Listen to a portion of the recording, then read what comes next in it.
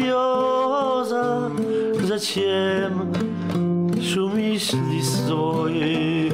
Зачем росу, как слезы, роняешь надо мной? Зачем росу, как слезы, роняешь надо мной?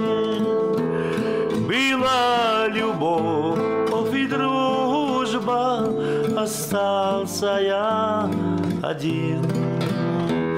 Печалиться не нужно, березинка моя. Печалиться не нужно, березинка моя.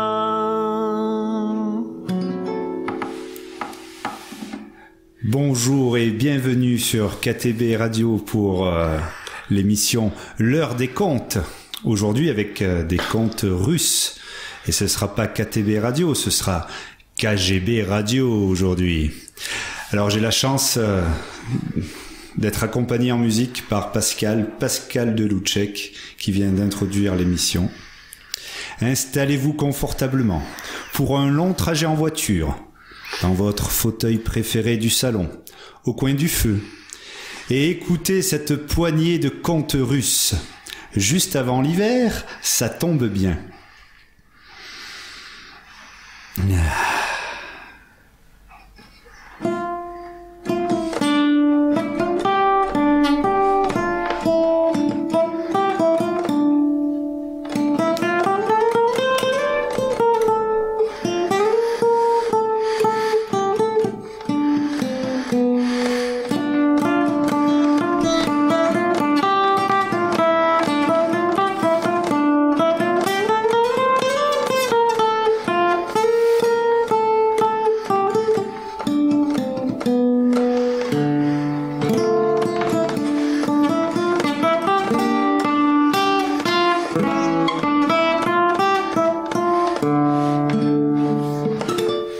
C'était il y a bien longtemps, une famille de paysans, pauvres.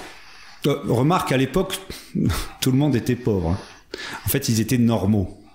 Comme dans tout le monde médiéval, les gens aisés, c'était la noblesse et l'église. Plutôt que pauvres, je dirais modestes.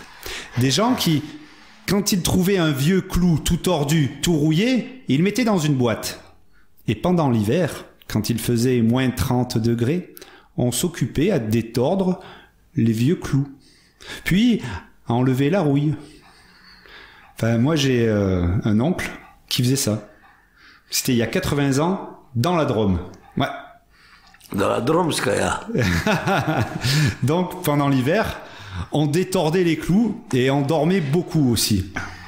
C'est une période un peu d'hibernation. Alors quand on n'a pas beaucoup de vivres, pas beaucoup de réserves alimentaires, on se tient chaud, on dort et au moins on mange, au plus on économise les réserves. C'est physiologique. Tout le monde dans la même pièce, dans la même paillasse avec les animaux.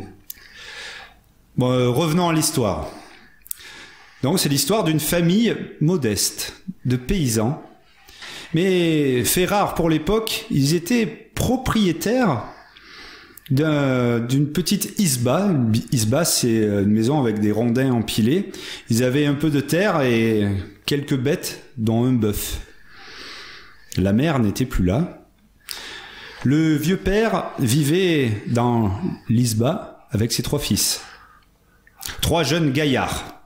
Les 2 aînés, normaux, et le 3e, on l'appelait l'idiot. C'était pas pour se moquer de lui, non. C'était le plus petit, le Kaganis, le plus jeune, mais il était vraiment idiot. Un champion.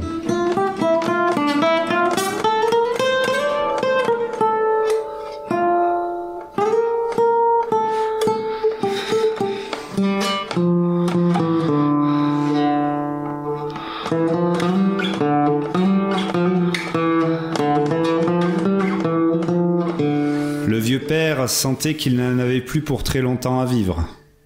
Il a rassemblé ses 3 fils et leur a dit « Bientôt, je ne serai plus là.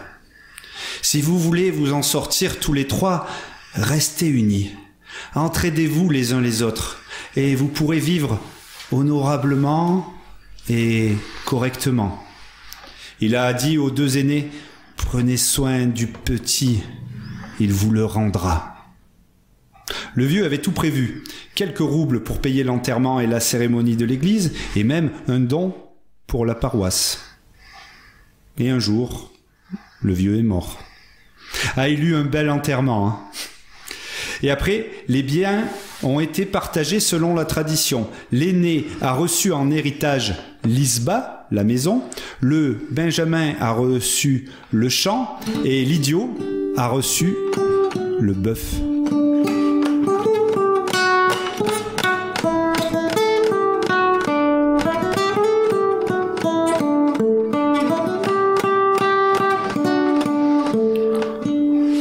Et la vie a repris son cours.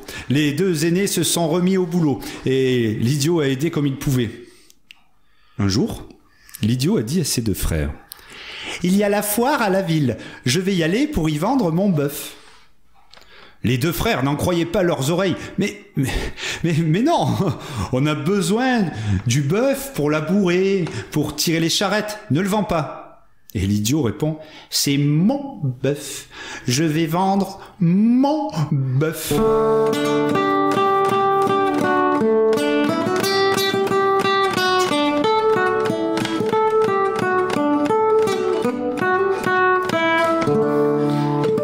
Alors un des frères lui demande « Mais combien tu veux le vendre, ton bœuf ?» Et l'idiot répond « 300 roubles. Mais 300 roubles, mais tu n'en tireras même pas 30 roubles, t'exagères. L'idiot passe une corde autour du cou du bœuf et prend la direction de la petite ville. Il quitte l'isba sous le regard décontenancé de ses 2 frères. Et l'idiot chemine sur le chemin. Il traverse la forêt. Il longe la rivière.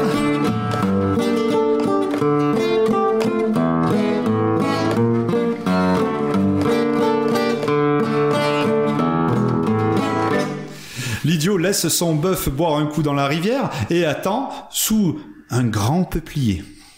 Un peuplier énorme. Un tronc. Un tronc? Il faut être plusieurs pour en faire le tour en se tenant par les bras.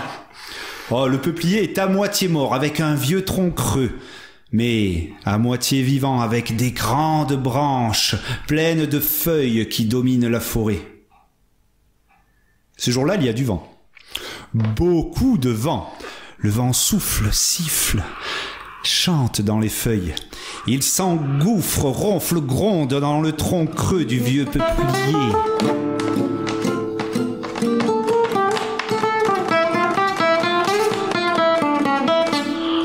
L'idiot écoute cette petite musique.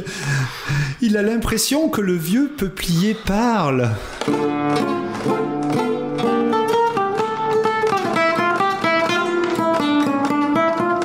Il a l'impression que le vieux peuplier lui parle.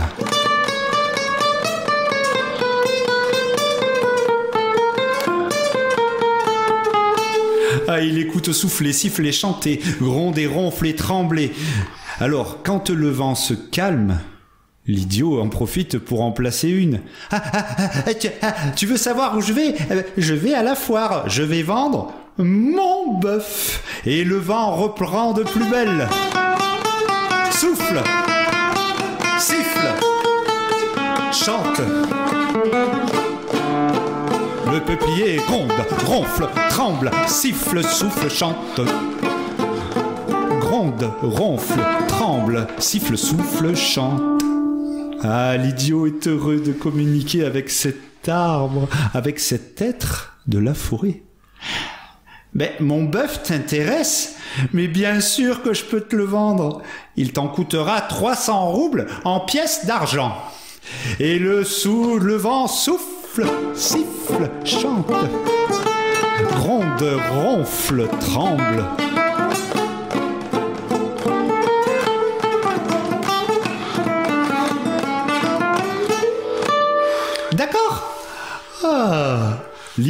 prend dans sa main une branche du peuplier, il la secoue et il dit « Marché conclu !» Il récupère le bœuf et il attache le bœuf avec la corde à une autre branche du peuplier. Marché conclu. Mais voilà, ça fait 300 roubles. 300 roubles en pièces d'argent. Le vent souffle, siffle, chante, gronde, tremble, ronfle, souffle, siffle, chante.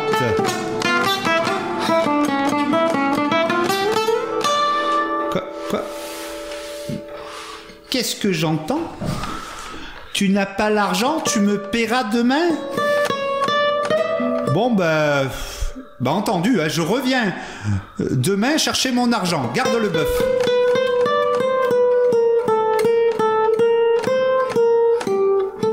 L'idiot repart seul. Il longe la rivière.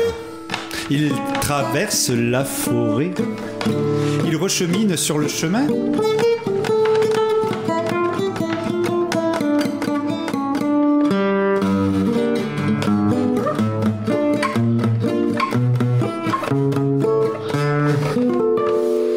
Ses deux frères sont au champ et voient arriver leur petit frère, sans le bœuf. Oh, déjà, tu l'as vendu? Ah ouais. Oui.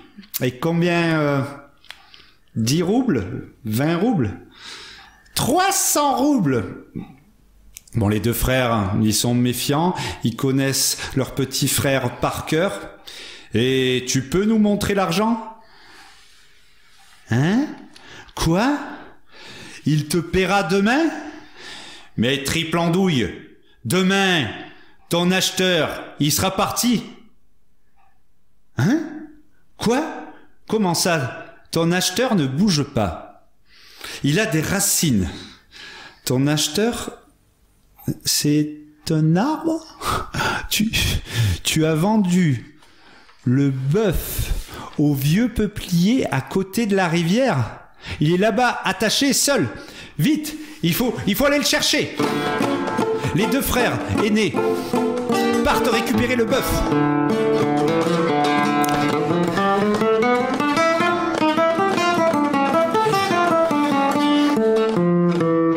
Et l'idiot derrière. Ah non, on a fait marché conclu en se secouant la main. Non. Les deux frères prennent le chemin en courant, traversent la forêt, ils longent la rivière. Et un peu avant d'arriver au peuplier, ils entendent des grognements. Ils s'arrêtent et ils aperçoivent une meute de loups en train de dévorer le bœuf. Ouais. Les deux frères font demi-tour, épaules basses. Ils savent maintenant que le travail va être difficile à la ferme sans leur bête de somme. Et le lendemain, alors que les deux frères sont en train de bosser, l'idiot leur dit « Je vais à la rivière, je vais me faire payer mon bœuf. » Et les deux frères « Ben ouais, vas-y, file, va te promener. Nous, on a du boulot. » L'idiot quitte la ferme et il marche sur le chemin.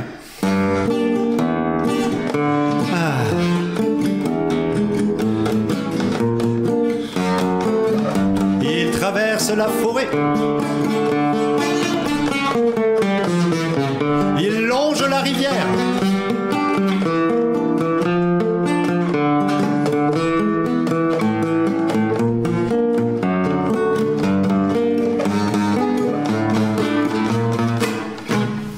Et il arrive sous le peuplier. Alors, mes 300 roubles! Ce jour-là, il y a du vent. Beaucoup de vent. Le vent souffle, siffle, chante dans les feuilles, s'engouffre, ronfle et gronde dans le vieux tronc creux tremblant. Il siffle, souffle, chante, s'engouffre, ronfle et gronde dans le vieux tronc creux. Qu'est-ce que tu me racontes là? Comment ça, tu n'as toujours pas mon argent? Bon, je reviens demain. Et tu as intérêt à me payer, sinon... Tu vas voir quel boîte me chauffe! L'idiot repart, un peu énervé. Il rentre chez lui. Et il dit à ses deux frères, « Ouais, il m'a dit qu'il me paierait demain. » Oh, les deux frères, ils ont l'habitude. Le troisième jour, l'idiot prend sa hache à sa ceinture et dit à ses deux frères, « Je vais chercher mon argent. » Et il marche, convaincu de bientôt être payé.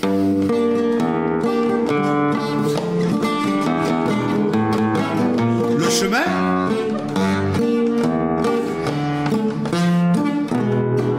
la forêt,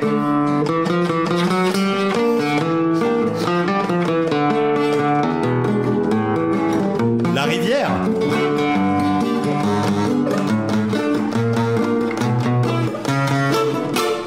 le peuplier. L'idiot brandit son poing en l'air, le secoue en criant « Mon argent! Mon argent !» Ce jour-là, dans les branches, le vent ne souffle pas, le vent ne siffle pas, le vent ne chante pas. Et dans le vieux tronc creux, le vent ne s'engouffre pas, le vent ne ronfle pas, le vent ne gronde pas. L'idiot lève son poing en l'air, le secoue. « Mon argent !»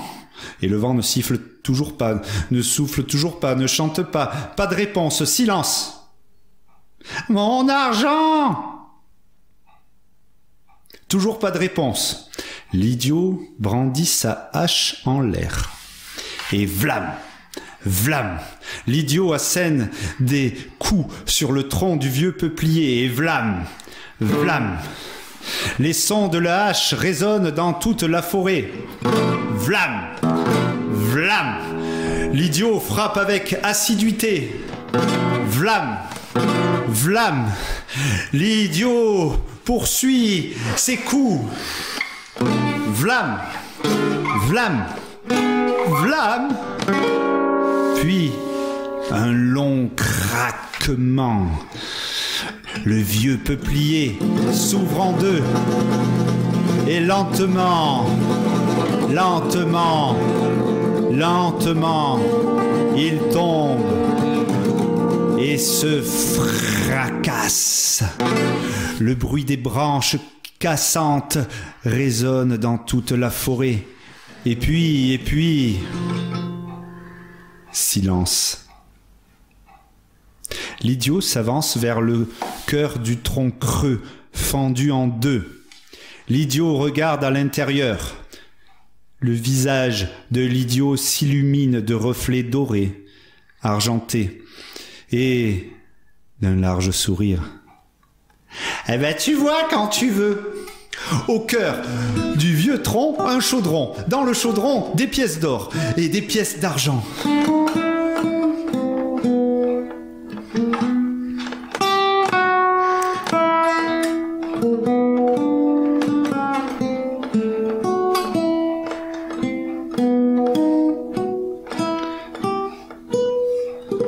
Sûrement un chaudron caché, oublié là il y a bien longtemps par des brigands. Alors l'idiot se met à compter 300 pièces d'argent précisément. Il fait un petit tas. Puis il recompte 300 pièces d'argent exactement. Il refait un petit tas et il recompte 300 pièces d'argent assurément.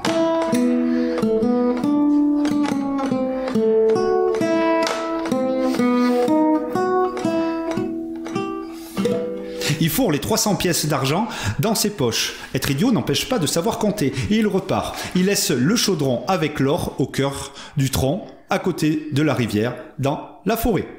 L'idiot longe la rivière, traverse la forêt.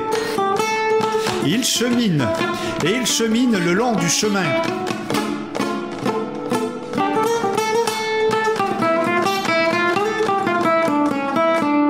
Et ses poches teintent, et quand il arrive à la ferme, la tête des deux frères, quand ils voient 300 pièces d'argent, 300 roubles, et la tête des deux frères, quand ils apprennent que leur petit frère a laissé un chaudron rempli d'or, seul, dans la forêt, à côté du chemin qui longe la rivière. Alors, les deux frères vont tenter de récupérer le chaudron. Alors, ils filent, ils courent.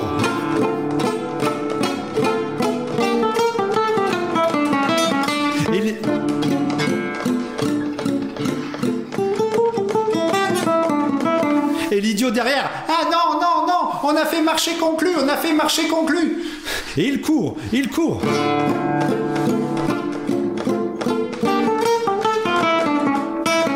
T'inquiète pas, petit frère, c'est les intérêts de retard. Ah, les intérêts de retard. Ah bon, ben d'accord, va pour les intérêts de retard. Alors, il court, il court.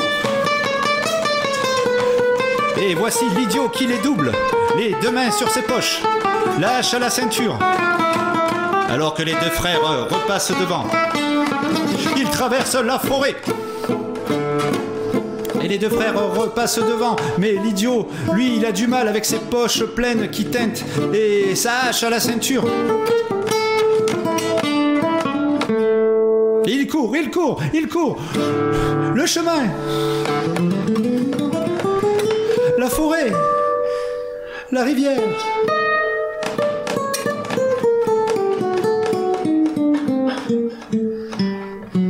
Et ils arrivent devant le vieux peuplier.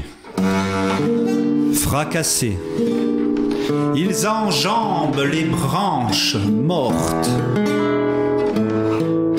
Ils enjambent les tas d'os tout blancs.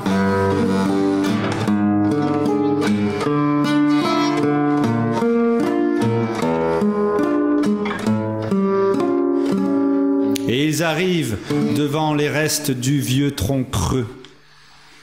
Et ils regardent dans le vieux tronc creux. Eh ben le chaudron, il est toujours là, plein de pièces d'or. Allez vite, maintenant on rentre à l'isba. Les deux frères aînés marchent devant, portant tous les deux un côté de la anse du chaudron pleine de pièces. L'idiot, il s'arrête. L'idiot. Surtout, il faut dire à personne qu'on a trouvé un trésor. Sinon, le tsar voudra nous le voler. Motus et bouche cousue. Et l'idiot, ah ouais, motus et bouche cousue, on dit rien, c'est un secret. Il trouve des champignons, les cueille pour cacher l'or, recouvre le chaudron avec les champignons. Les deux frères aînés marchent devant, tenant le chaudron. Derrière, l'idiot, les poches pleines, sa hache à la ceinture, sifflotant, chantonnant. Motus et bouche cousue. Ben, le chemin, hein. Vous connaissez, hein, par cœur, le long de la rivière.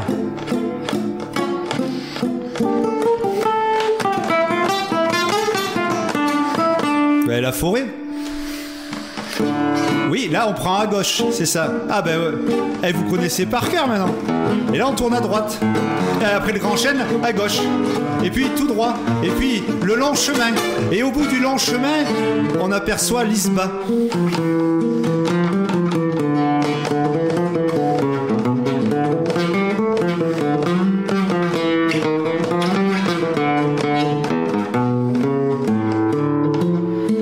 Ils sont presque arrivés. Mais devant l'isba, une silhouette. Comment on la reconnaît, cette silhouette? C'est la silhouette du sacristain. Oh non! Faut dire qu'on l'aime pas trop dans la région, le sacristain. Il s'occupe de récupérer l'argent pour l'église et s'en met pas mal dans les poches au passage. Le sacristain se rapproche. Hé, les trois frères! Vous savez que vous devez toujours de l'argent pour l'enterrement de votre père? Et les deux aînés en chœur. Ah mais non, tout est en règle. Le sacristain approche et... Oh, mais qu'est-ce que vous transportez là? Un chaudron avec des champignons. Eh bien sûr, l'idiot, il dit... Ah non, les champignons, c'est pour cacher les pièces d'or. Mais c'est un secret. Motus et bouche cousue.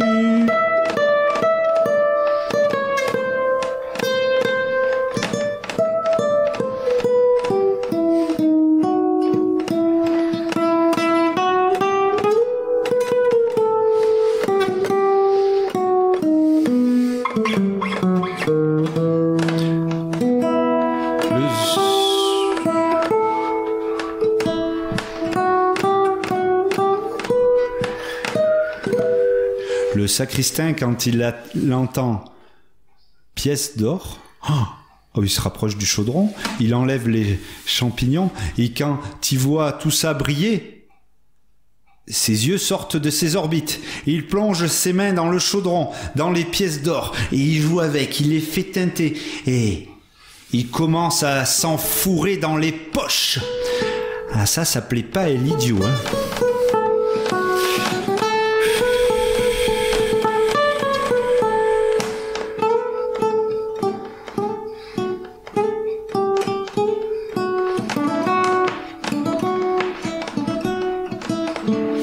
L'idiot lève sa hache et il fait descendre le coupant de sa hache directement sur le cou du sacristain. Et quick, la tête...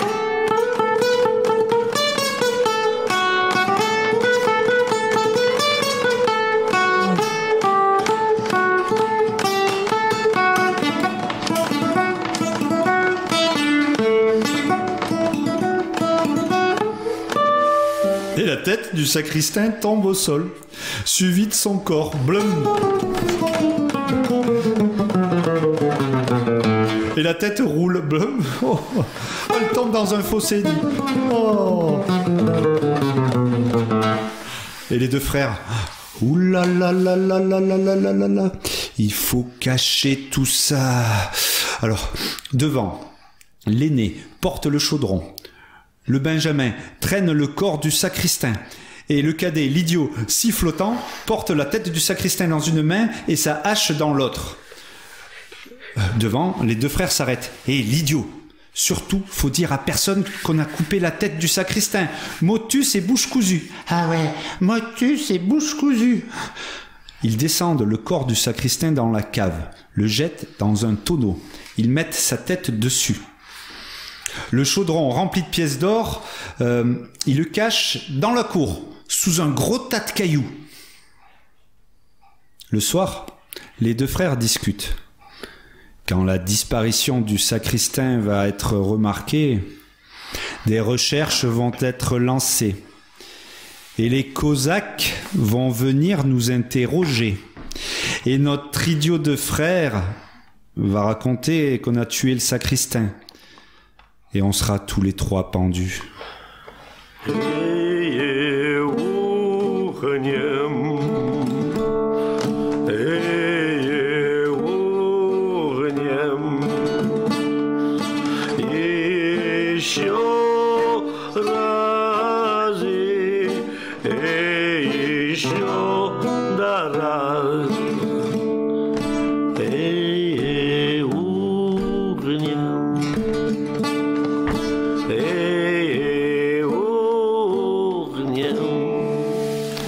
Heureusement que notre vieux père n'est pas là pour assister à cette fin.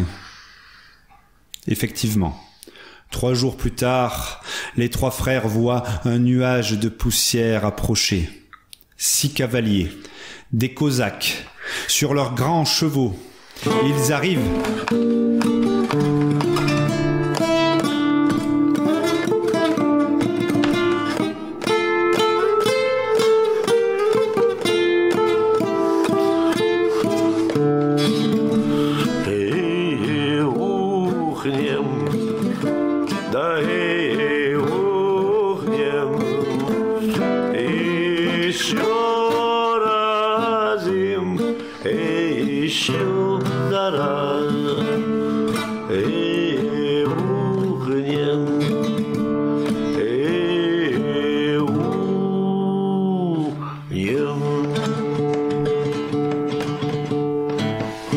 Le chef cosaque demande.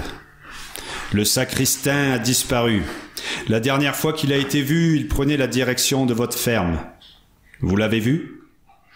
Et les deux frères... Oh non, la dernière fois qu'on l'a vu, c'était à l'enterrement de notre père. Et l'idiot? Ah non, la dernière fois qu'on a vu le sacristain, c'est il y a 3 jours, même qu'on lui a coupé la tête. Alors l'un des frères dit... Ah non, désolé, ne l'écoutez pas, c'est notre petit frère, il est idiot, il raconte que des bêtises. Bon, les Cosaques ne plaisantent pas. Ils mettent pied à terre. Il y a 2 cosaques derrière chaque frère. L'idiot descend dans la cave avec 2 cosaques et montre le tonneau. Et il est là, le sacristain, la tête là en haut et le corps en bas. Avec une bougie, un cosaque éclaire l'intérieur du tonneau. Il s'adresse au chef. Est-ce que le sacristain a les cheveux noirs? Oui. Est-ce que le sacristain a une barbiche? Oui. Il sort la tête. Est-ce que le sacristain a des cordes? Le cosaque sort du tonneau une tête de bouc, coupée. Et au fond du tonneau gît un corps de bouc sans tête. Les cosaques remontent avec l'idiot. Ils sont pas contents. Faut pas se moquer de nous comme ça, hein. Attention, hein. Et les 2 frères. Oh, désolé, on vous l'avait dit, c'est notre petit frère. Il est idiot, il dit que des bêtises, faut pas l'écouter. Ben, l'idiot, lui, il comprend pas. Mais si, le bouc, c'est le sacristain. Et les cosaques, attention à ce que tu dis, n'insulte pas l'église, hein. Et l'idiot, mais même qu'on a ramené un trésor de la forêt, c'est le peuplier qui nous l'a donné en échange du bœuf que je suis parti vendre à la foire. Il y avait un chaudron rempli d'or dans le tronc creux, mais faut pas le dire, hein. Motus, c'est bouche cousue, hein. Les cosaques, attention, si vous vous moquez de nous, hein. Et les 2 frères, attention, ne l'écoutez pas, il raconte des sornettes. Et l'idiot, mais le chaudron rempli de pièces d'or, il est là, caché sous les cailloux. Mais faut pas le dire, c'est un secret. Attention, ce qui est dans la forêt appartient au tsar. Si vous avez volé le tsar, vous serez tous les 3 pendus.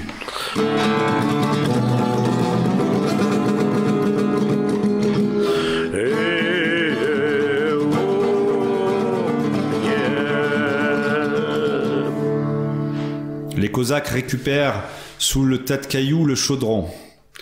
Et d'un grand coup de pied, le chef cosaque renverse le chaudron.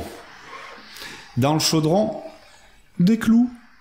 Des vieux clous rouillés. Alors, l'idiot, il comprend pas. Et les cosaques, ils sont pas contents. Alors, ils administrent une volée de bois vert à l'idiot, des coups de pied, des coups de poing, et ils le laissent au sol. Presque morts, ils remontent sur leurs chevaux et vont poursuivre leurs recherches ailleurs.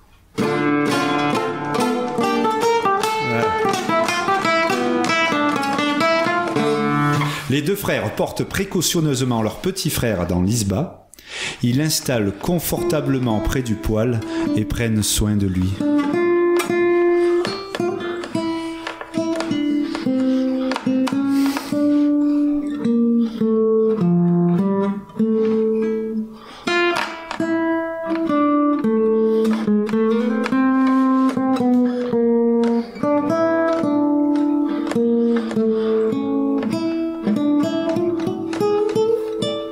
Les 2 frères discutent entre eux.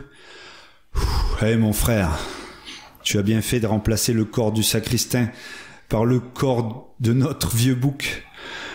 Et toi, mon frère, quelle bonne idée tu as eue de remplacer l'or par de vieux clous rouillés. Et c'est ainsi, mesdames et messieurs les enfants, chers auditrices, auditeurs, que les 3 frères, en s'entraidant, ont pu bien vivre. Les 2 frères aînés ont dépensé avec économie l'argent du chaudron pour améliorer la ferme. Ils ont acheté plusieurs bœufs, des chèvres, un bouc. Ils ont fait fructifier le trésor trouvé par l'idiot. D'ailleurs, ils ont arrêté de l'appeler l'idiot. On raconte même qu'ils ont rencontré 3 sœurs. Mais ça, c'est une autre histoire. Березинка, береза, зачем шумишь листвой? Зачем росу, как слезы, роняешь надо мной? Была любовь и дружба, остался я один. Печалиться не нужно, березинка моя. Печалиться не нужно, березинка моя.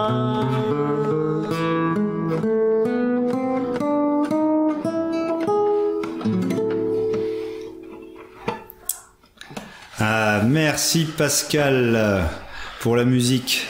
Ah, je vous entends applaudir là, à l'autre bout du monde. Ah oui, merci, ah, vous avez raison. Bravo, bravo, bravo. Prochaine histoire. Dans un village, il y avait un petit magasin d'alimentation tenu par un épicier. Ses affaires marchaient bien, car c'était la seule épicerie du village. Un beau matin, la porte du magasin s'ouvre. C'était un berger, le berger du village voisin, accompagné de son chien. Il tenait à la main son grand bâton. Le berger tend un petit pot vide à l'épicier. « Bonjour mon ami, je voudrais un peu de miel s'il vous plaît. » L'épicier prend le petit pot vide dans une main. Il ouvre un grand tonneau de miel. Il plonge une louche dans le tonneau de miel et remplit le pot.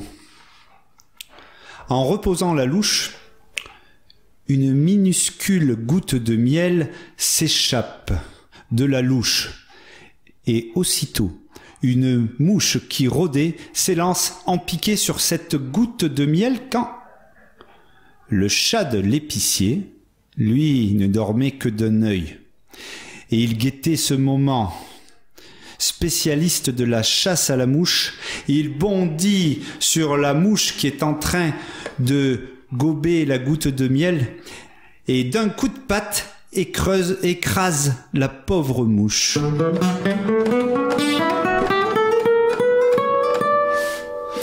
Oh, le chien du berger avait tout vu et en ennemi héréditaire du chat se met à gronder.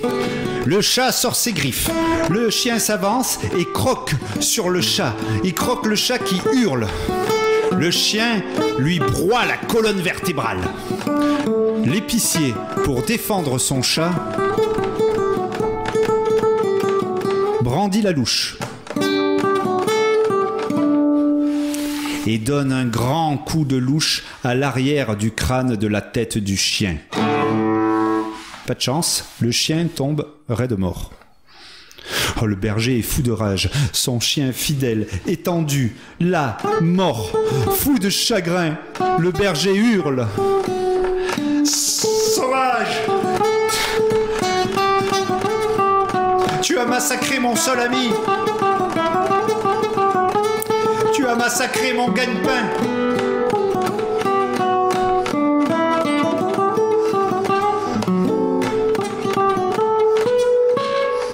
Sois maudit, toi et les tiens! Le berger saisit l'épicier à la gorge, et tandis que l'épicier s'écrie « Au secours! Au secours à l'assassin !» le berger l'étrangle. Trop tard. L'épicier tombe raide mort.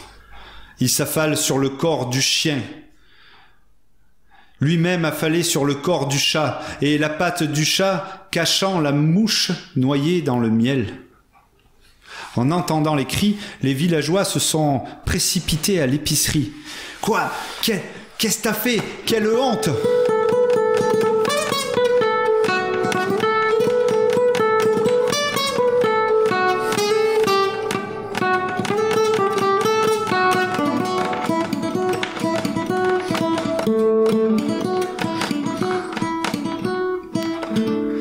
Venir tuer les gens dans leur propre boutique. Alors ils ne peuvent même pas discuter, ils ne peuvent pas parlementer. Alors les villageois se saisissent du berger, le rouent de coups et le tuent. Alors, la nouvelle de la mort du berger est arrivée dans le village voisin. Les habitants, armés de pierres, de pelles, de pioches, de piques, organisent la riposte. À la nuit tombée, ils entrent dans les maisons du village de l'épicier et frappent, saccagent, incendient tout sur leur passage.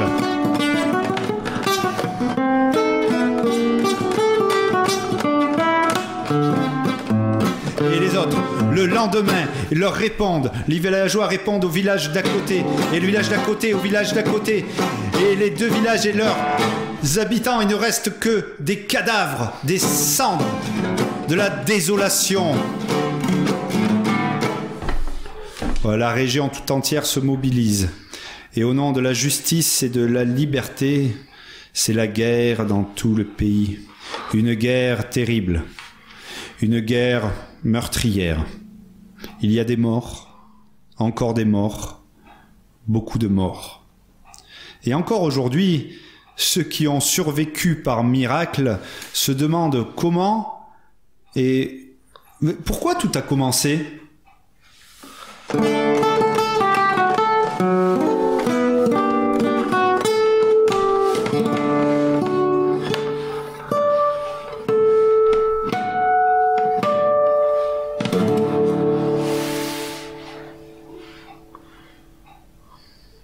Une autre histoire. Là, c'est vraiment à l'est et au nord, en plein cœur de la Sibérie.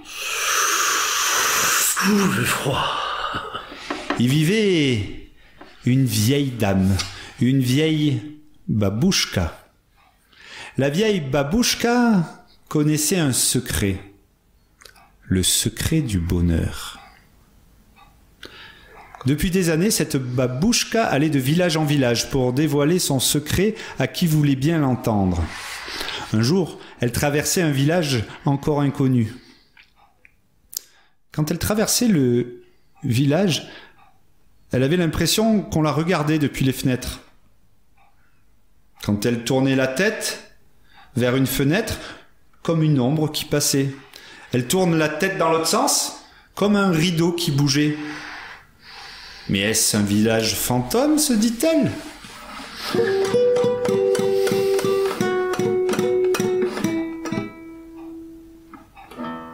Elle frappe à une porte afin de trouver un lit au chaud pour la nuit, de trouver un repas.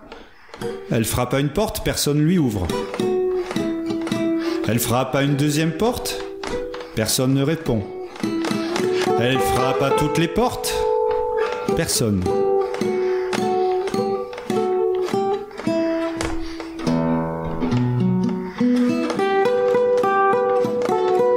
Et elle fait comme ça le tour du village.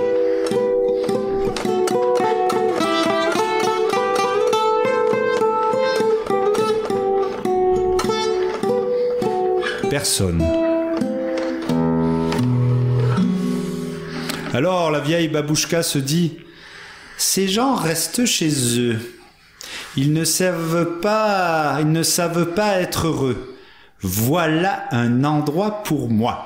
La babouchka se met à ramasser du petit bois pour allumer un feu. Puis elle va remplir sa gamelle au puits et elle s'installe sur la place du village.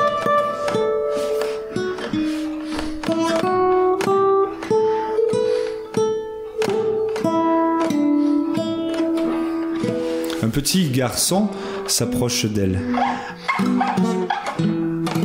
Bonjour babouchka, que fais-tu? Oh mon enfant, bonjour. Je fais une soupe aux cailloux.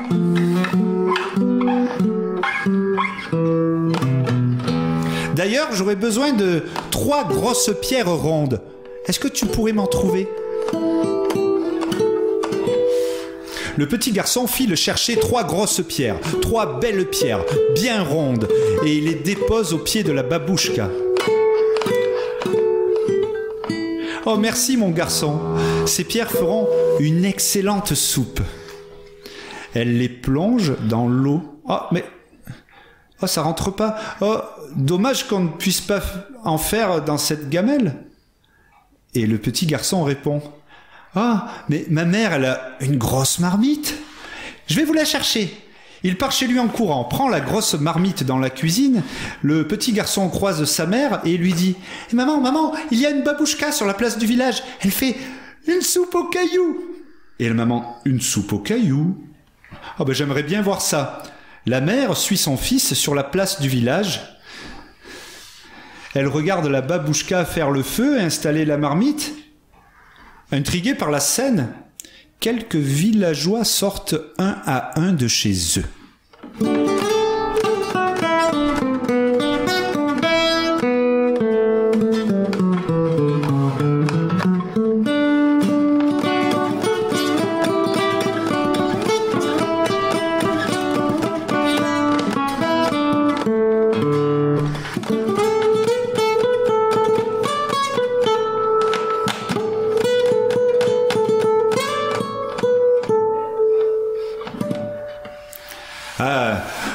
L'eau commence à chauffer. Et la babouchka, elle dit, évidemment, mais c'est vrai que la vraie soupe aux cailloux doit être assaisonnée avec du sel et du poivre, mais j'en ai pas. Il y a un villageois qui est là. Mais moi j'y vais. Et il disparaît et il revient avec du sel, du poivre et en plus des épices de sa région. Oh, ils mettent tout ça dans la soupe. La babouchka goûte la soupe. La dernière fois que j'ai eu des pierres avec cette forme, j'avais ajouté quelques carottes. Oh, c'était délicieux. Des carottes? Dit une femme qui passait par là, mais j'en ai plein le jardin. Alors là, la femme court à son jardin et revient avec un panier rempli de carottes, en plus avec 2 beaux choux, et il les coupe et il les jette dans la marmite. Ah, l'eau commence à frémir. Et la babouchka dit, oh, quel dommage que je n'ai pas d'oignons, ce serait si bon.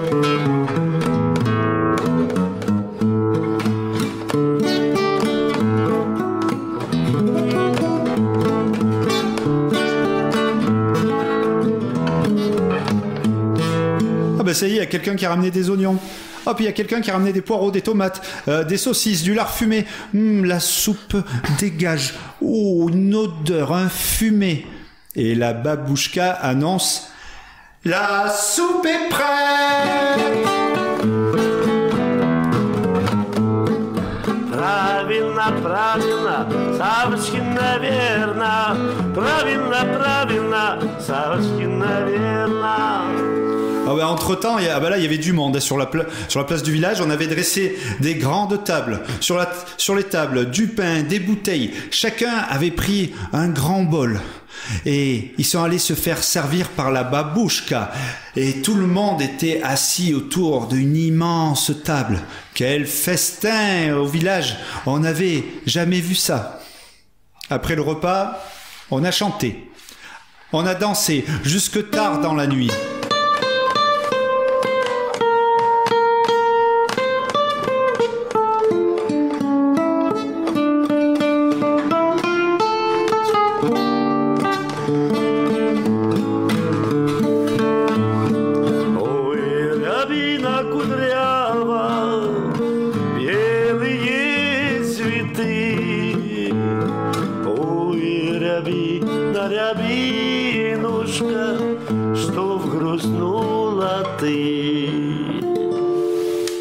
Le lendemain, la vieille babouchka est repartie et le village avait retrouvé le bonheur et la joie grâce à 3 cailloux.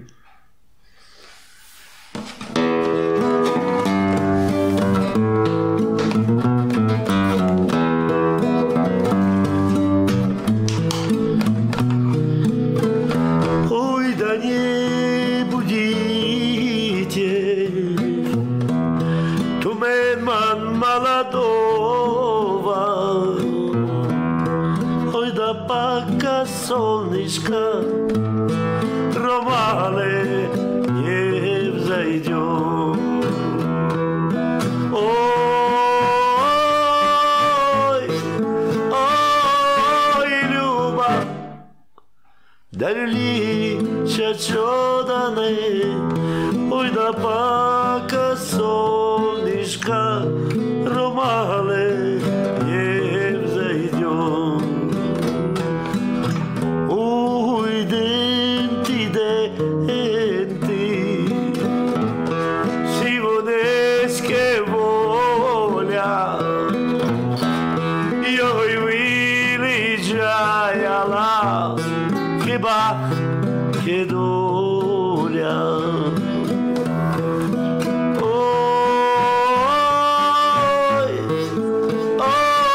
Oj, ljubav, da ljuli šačodane, oj da paka solniška romale.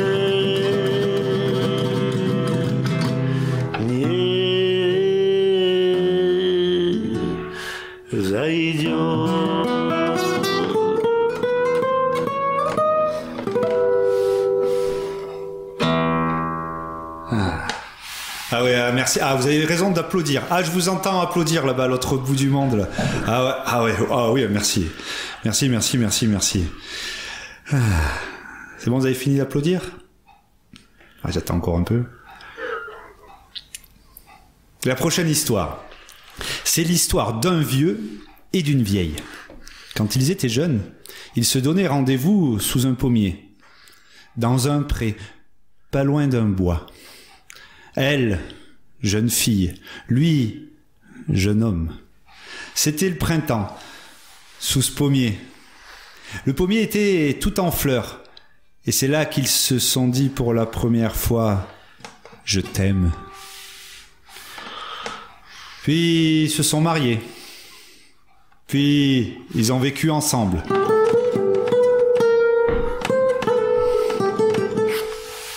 Modestes, mais heureux et riches de leur amour, dans une petite isba.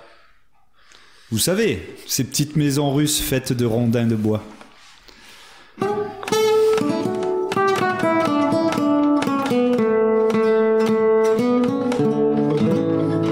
À tous les ans, le pommier donnait des fleurs, puis des pommes, plus ou moins suivant les années. Et puis tous les ans, des rides se creusaient au bord du jeune homme et de la jeune fille, puis sur leur front, puis sur leurs joues, puis les cheveux blancs, puis ils ont vieilli, tout en s'aimant comme au premier jour. À chaque fois qu'ils passaient à côté du pommier, ils avaient l'impression que ce premier jour où ils se sont dit « je t'aime », c'était hier.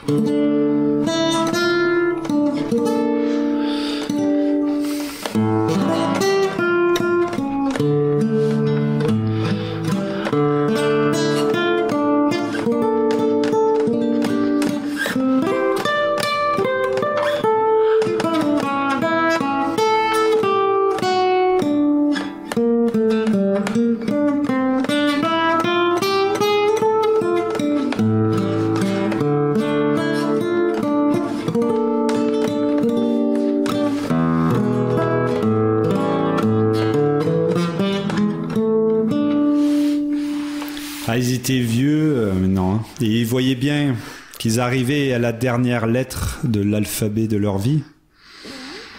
La vieille mourut en premier. Le vieux était bouleversé. Il portait une tristesse lourde. Mais le vieux prenait très au sérieux la responsabilité de gérer l'enterrement de sa bonne et vieille défunte femme. Ah, il voulait un bel enterrement.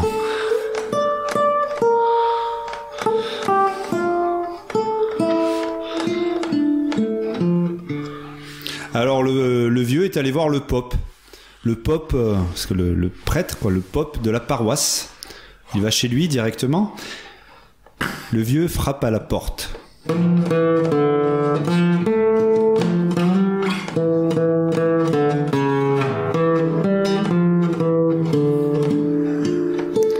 La porte s'ouvre.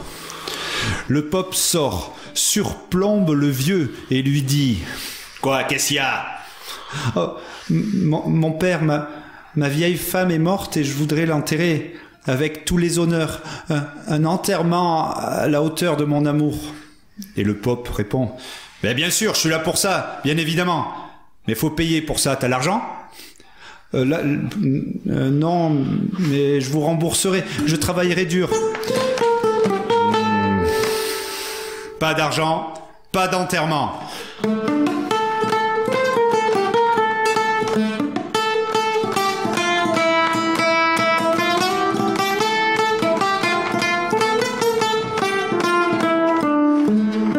Allez, file et ne reviens pas ici sans argent. Le vieux rentre chez lui, les épaules basses. Ah, il sait pas comment il va faire. Hein. Il a le corps de sa femme, de sa vieille femme dans l'isba.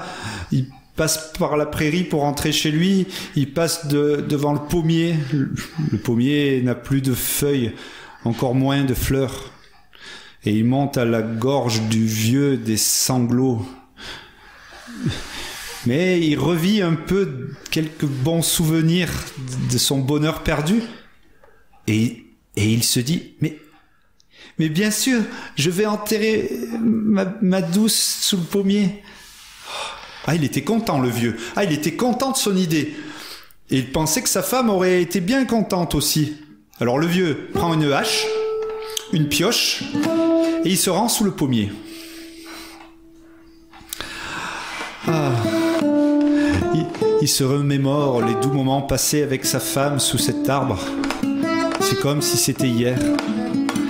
Il la revoit, sa peau douce, lisse, une fleur.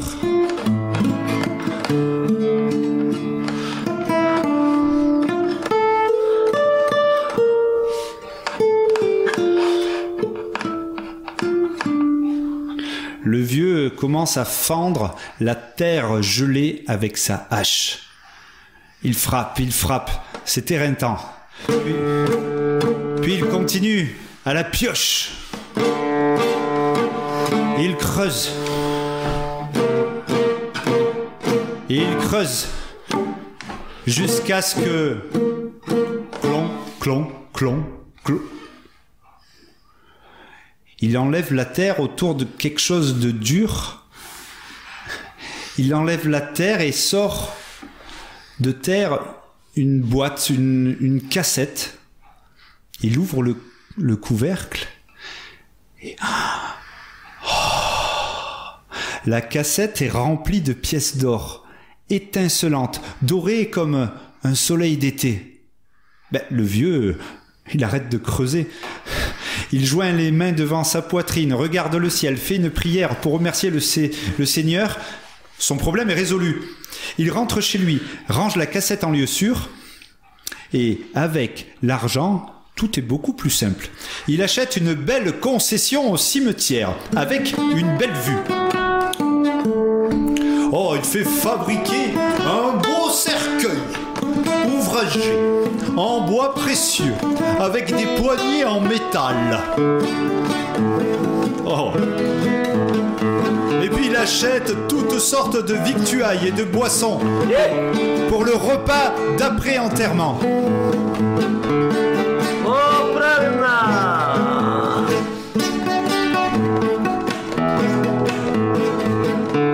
Alors le vieux, il prend une pièce en or et il va voir le Pope. Il frappe à la porte du Pope. Le Pope ouvre et surplombant le vieux, « Eh abruti, je t'ai pas déjà dit de pas venir ici sans argent !» Et le vieux, « Mais mon père, ne vous fâchez pas, faites un bel enterrement à ma vieille et je n'oublierai jamais le service que vous m'avez rendu. » Et le vieux tend une pièce d'or au Pope. Le Pope se saisit de la pièce. Le Pope fait rentrer le vieux, l'installe, l'assoit, lui offre à boire. « Ah, mon brave homme, t'inquiète pas, tout sera fait au mieux.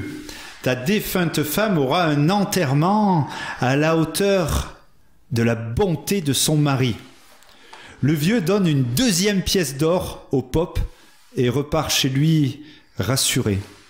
Oh, le Pope et la Popesse, la Popesse c'est la femme du Pope, ils en reviennent pas. Ils discutent de l'affaire. Ah, le vieux filou, il disait qu'il n'y avait pas d'argent. Ah, mais j'en ai fait des enterrements, mais jamais pour une seule pièce d'or. Même pour les gens les plus riches de la paroisse. Oh. Le pope réunit tout le clergé, les enfants de chœur, la chorale, le sacristain, tout le tintouin, la musique. Ah, la vieille, elle a des funérailles en grande pompe. On promène le cercueil dans tout le village. Господи, Господи, Господи. On fait même un arrêt sous le pommier. On fait quelques prières. Господи, помилуй, Господи, помилуй, Господи, помилуй. Ah oui, c'est un bel enterrement. Hein. Ah oui. Ah, on va en parler longtemps, cet enterrement. Hein. Oh. Et comme c'est la tradition, après la cérémonie, le vieux invite tout le monde dans sa modeste isba. Alors il avait, vous savez, il avait acheté plein de victuailles à boire. C'est ce qu'on appelle le repas du mort. Ах, мама, мама, ах, какая драма. Я вчера была девица, а сегодня дама.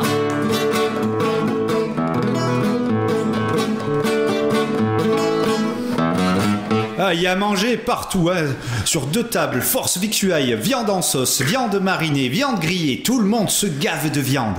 Du zakouski, du borscht, des blinis, du solianka, des cornichons marinés et même du caviar. Правильно, правильно, совершенно верно. Правильно, правильно, совершенно верно. Et la vodka coule à flot. Ah, tout le monde ne rentre pas dans l'isba. Hein. Alors il y a 2 files, une qui rentre, une qui sorte, une qui rentre, une qui sorte. Bah, le pope, lui, il reste dedans. Il lorgne l'assiette des autres et il mange comme 4. Ah. Un par un, les invités repartent, titubants. Même les enfants qui ont dû boire quelques lichettes de vodka.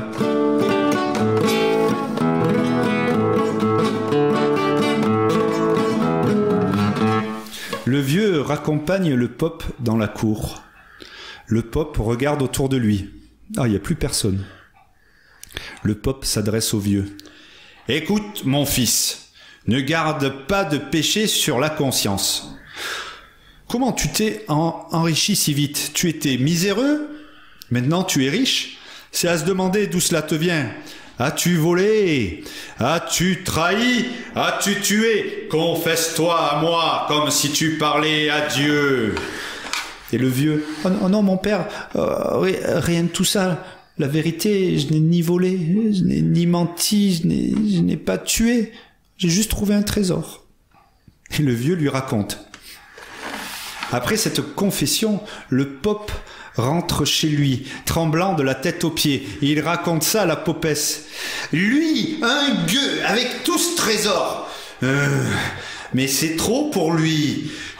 Oh, rien n'y fait. Le pope ne pense qu'à ça. Ouais, une ruse, un stratagème.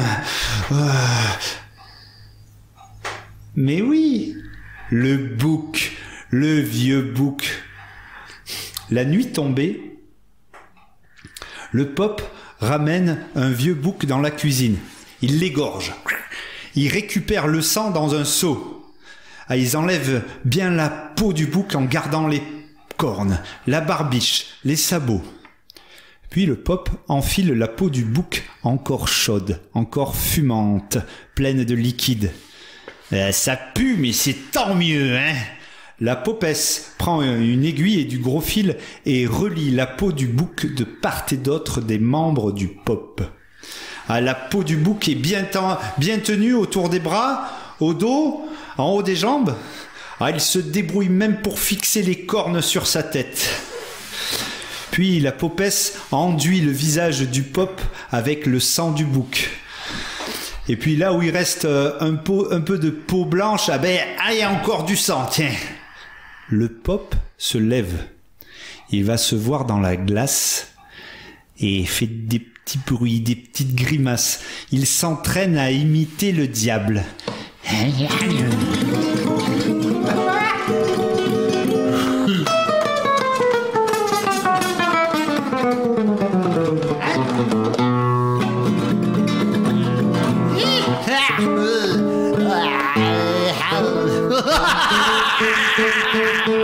Ouais, c'est parfait.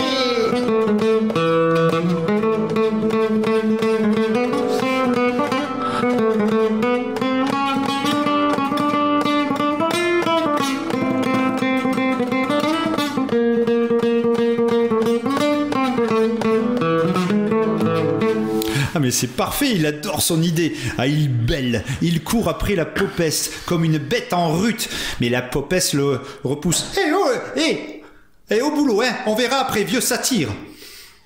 En pleine nuit, le Pop, déguisé en diable, contourne le village, passe devant le pommier et se rend devant l'isba du vieux. À minuit pile, alors que la pleine lune illumine l'isba, le Pop, avec sa peau et ses cornes de bouc, tambourine à la porte. Ouvre, espèce de voleur! Bam! Ouvre! Il tambourine à la porte, puis il se place entre la pleine lune et la fenêtre. Le vieux se lève. Qui est là? Qui est là? Derrière la fenêtre, le vieux voit l'ombre d'une silhouette tout allongée, avec des cornes, et il se signe. Le vieux récite ses prières, et le vieux entend le Pop déguisé en diable hurler. C'est le diable!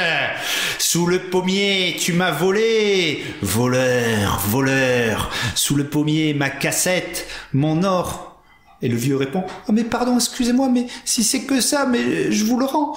Le vieux ramène la cassette, ouvre la porte, pose la cassette dehors, referme la porte et file au fond de la pièce se signer et faire ses prières.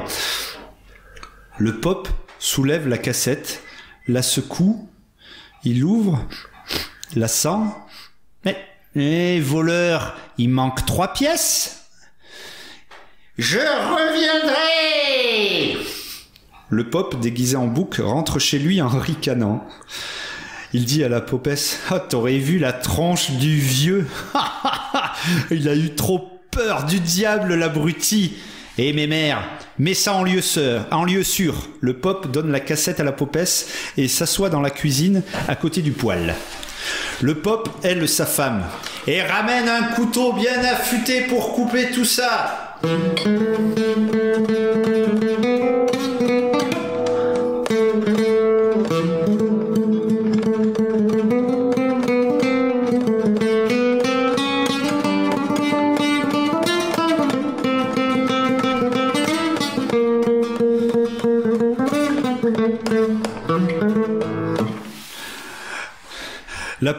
La popesse arrive avec un couteau de cuisine bien affûté.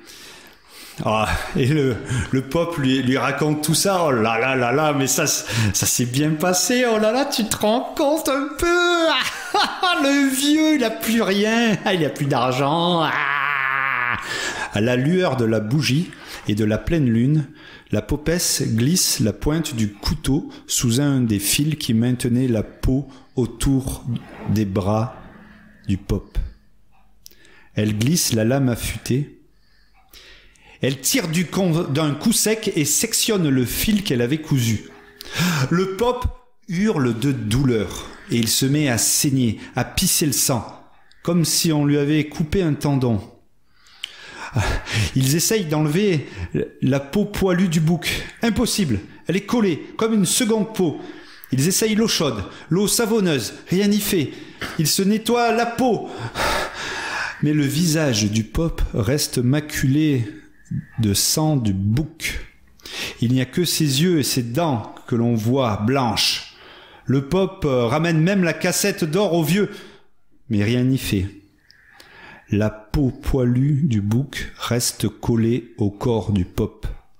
Et le Pop portera sa peau de bouc puant pour l'éternité.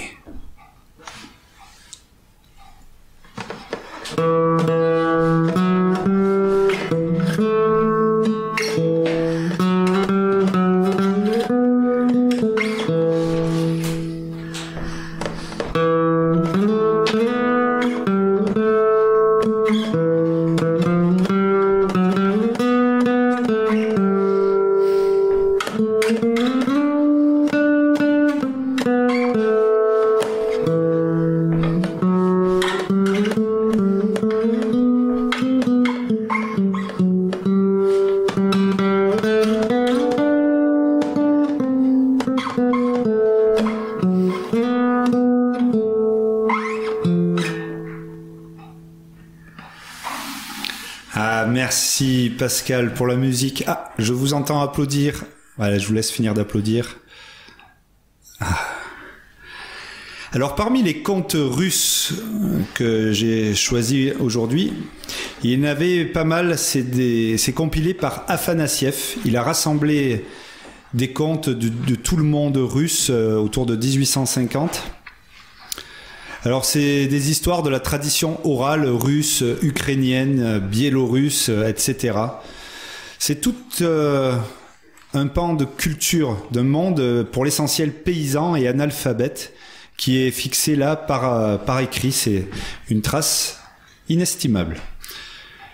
Bon, pour les contes que l'on a fait aujourd'hui, je tiens à m'excuser auprès de tous les amis des animaux dont je fais partie, car pour faire vivre ces histoires, on a dû égorger 2 boucs et on a coupé une tête aussi.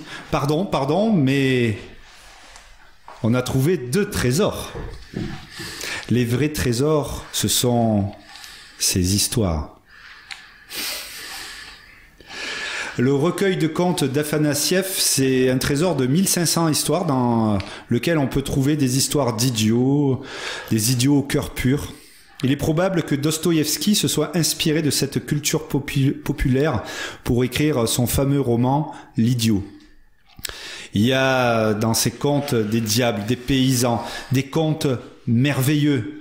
L'illustre Baba Yaga, la sorcière, l'oiselle de feu qui a inspiré Stravinsky, Balanchine.